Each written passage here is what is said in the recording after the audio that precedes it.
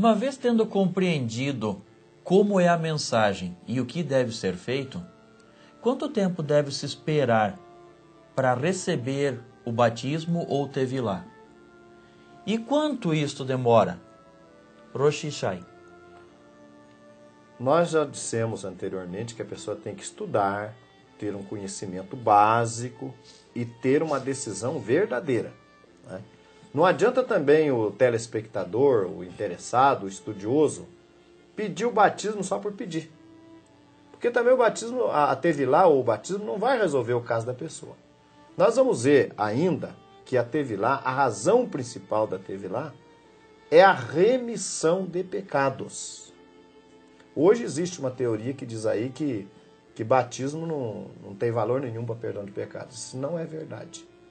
Na palavra do Eterno, eu gostaria até de ler aqui com vocês no Evangelho de Marcos, capítulo 1, versículo 4, que nos fala por que João batizava. Vamos ver, Marcos, capítulo 1, versículo 4. Diz o seguinte: apareceu João batizando no deserto e pregando o batismo de arrependimento para remissão de pecados, ou dos pecados. Então essa é a principal finalidade do batismo. Ser batizado para perdão de pecados. Quer dizer, isso significa que se a pessoa não recebe o batismo, ele não tem os seus pecados perdoados. Ele pode até estar convertido, crer, né? Como era o caso de Cornélio, de Atos capítulo 10. Cornélio creu, era justo. Cornélio era justo, era um homem íntegro, era um homem que Deus falou com ele e não era um homem salvo. Era um homem justo e não era um homem salvo. Aí então o Eterno orienta Cornélio, está no capítulo 10 de Atos, a que chame o apóstolo Pedro em sua casa, a que ouvisse as palavras de Queifas, de Pedro, e nós sabemos que estas palavras culminaram numa ordem batismal para Cornélio e aqueles que creem. Então, o batismo é essencial e necessário para a pessoa ter certeza de que tem os seus pecados perdoados. Tá? Agora, a outra pergunta que você fez é quanto tempo... Quanto tempo esperar, então, após esse aprendizado para ser batizado? Agora sim, para a remissão dos pecados. Eu gostaria que o Rosh Eza lesse para nós Atos 2, 38, aí, 37 e 38, que vai nos dizer aí... Exatamente. Aqui, o apóstolo Pedro havia acabado, deixa eu explicar o contexto, né? Havia acabado de descer sobre os discípulos o Espírito Santo. E cheios do Espírito Santo, os apóstolos começaram a falar, cada um entendendo sua própria língua, e o apóstolo Pedro então começou a explanar sobre quem era esse Messias a quem ele estava anunciando. E depois daquela multidão ouvir tudo aquilo que o apóstolo Pedro falou, e que durou bem pouquinho tempo, eles perguntam então o seguinte, no versículo 38, ou melhor, no versículo 37. E ouvindo eles isto, compungiram-se o seu coração. Veja bem, eles perceberam, ó, eu estou nisso aí, eu preciso, né? Eles se sentiram constrangidos pelo Espírito de Deus, aquilo dali. E perguntaram a Pedro e aos demais apóstolos, imediatamente, que faremos, varões e irmãos? E disse-lhes então Queifa, Pedro, arrependei-vos e cada um de vós seja batizado em nome de Jesus Cristo, de Yeshua HaMashiach, para perdão dos pecados, e recebereis o dom do Espírito Santo. Então, foi imediato, né? Eles imediatamente se arrependeram, creram naquele Yeshua que estava sendo anunciado. Vale lembrar que todos ali até então eram judeus, aqueles 3.000 eram judeus, já estavam aguardando o Messias, criam na iminência do Messias para aqueles dias, e o que Pedro falou ali veio a se encaixar com tudo aquilo que eles estavam esperando. E imediatamente então eles tomaram a decisão de se batizar, levando em conta que eles já conheciam a matéria, né? Já sabiam o que estava sendo dito. No caso das pessoas de hoje, o que para muitas pessoas falta é conhecer do que nós estamos falando. Mas tendo se convencido, imediatamente deve ser batizado. Agora nós temos aqui, que, ainda no versículo 41, de sorte que foram batizados os que de bom grado receberam a sua palavra, e naquele dia agregaram-se quase 3.000 almas. Veja bem, naquele mesmo dia, num único dia, 3.000 pessoas foram batizadas. Ou seja, nesse mesmo dia eles ouviram uma explanação de que Yeshua era o Messias, se arrependeram, aceitaram, arrependendo-se, e no mesmo dia foram batizados. 3.000 pessoas. Aproximadamente 3.000 pessoas. Vamos considerar que os 12 apóstolos desceram as águas para fazer a tevilá daquele povo. Quanto tempo será que teria levado? Eu acredito que eles ficaram mais de 4 horas ali, quem sabe, batizando aquele povo. Mas no mesmo dia, aquilo dava para fazer uma festança de uma semana fazendo batismo. Amanhã vai ter mais 200 e... Não, porque tudo no mesmo dia. Economizar os batismos? Não, porque tudo no mesmo dia, porque era para a remissão de pecados. E com remissão de pecados não se brinca. Quando você vê que tem uma sujeira em você, alguém mostra, tem uma sujeira aí, você deixa para tirar depois, você tira na hora. Tira na hora. Na hora você já vai tirar, porque você não quer sujeira em você. O pecado é uma sujeira.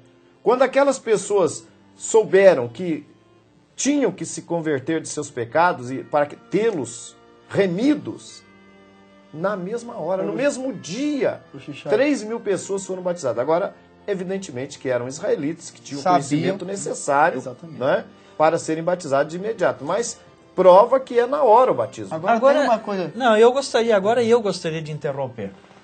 Se as pessoas ouviram e puderam se arrepender, batismo de criança, da onde veio o batismo de criança? Ou, melhor ainda, então...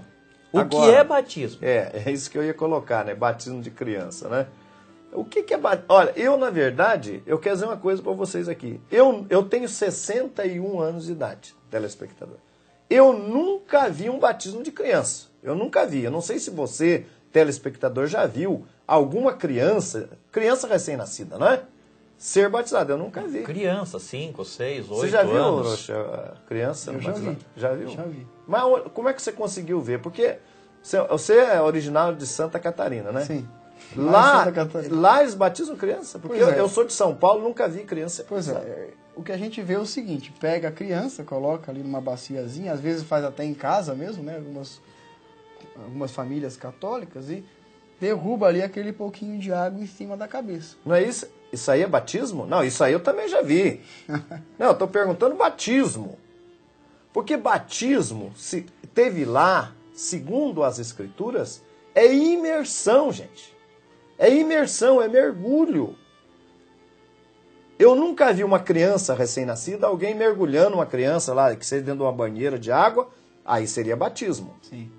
Agora, água... Gente, vem cá. Olha, eu vou dar um exemplo aqui, ó. Vamos botar aqui uma câmera em cima aqui pra gente ver, olha. Aqui nós temos um saquinho de chá que eu vou exemplificar. Veja bem isso que eu estou fazendo, ó. Isso aqui é batismo? Eu batizei o saquinho de chá? Não, o saquinho continua praticamente seco, né? Isso aqui não é batismo, veja bem. Isso aqui se chama aspersão. Isso aqui não é batismo. Batismo é imersão. Entenderam? Sim. Isso aqui não é batismo. Então veja bem, eu agora vou batizar esse chá. Olha, tá vendo? Dá para perceber? Agora ele está batizado, ó. Tá vendo? Isso é batismo. Então eu quero dizer, lamentavelmente, para o nosso telespectador, que não tem criança nenhuma batizada. E por que batizar uma criança? Se a criança não tem pecado, não tem como se arrepender, por que batizar uma criança? Então, primeiro, que não tem criança nenhuma batizada. Porque aspersão, jogar um pouquinho de água na cabeça da criança não é batismo. Nem mesmo despejar um pouquinho de água não é batismo.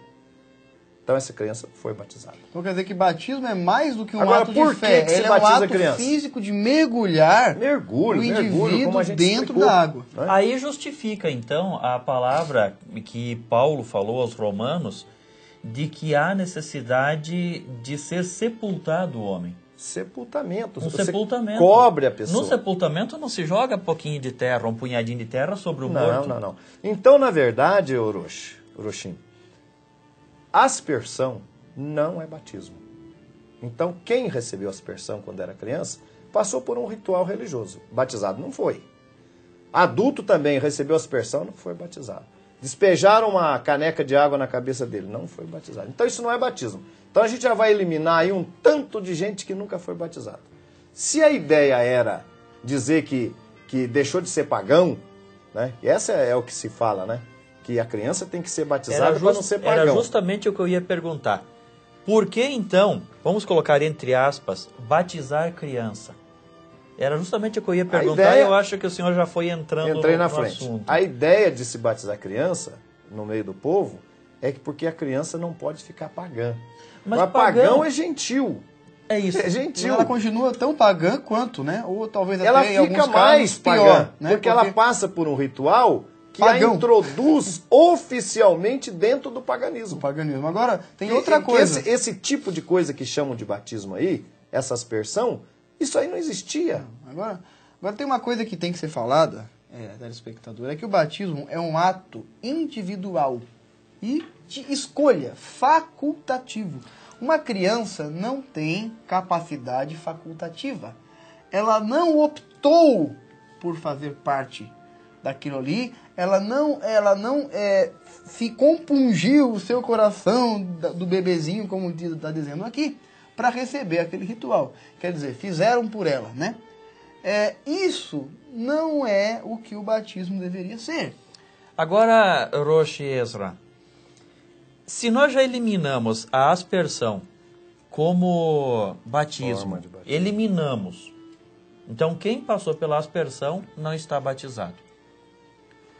Se alguém passa pela imersão em água e continua ligado a uma outra instituição, ele está dentro do povo de Israel? O senhor já falou tudo. Na verdade, quando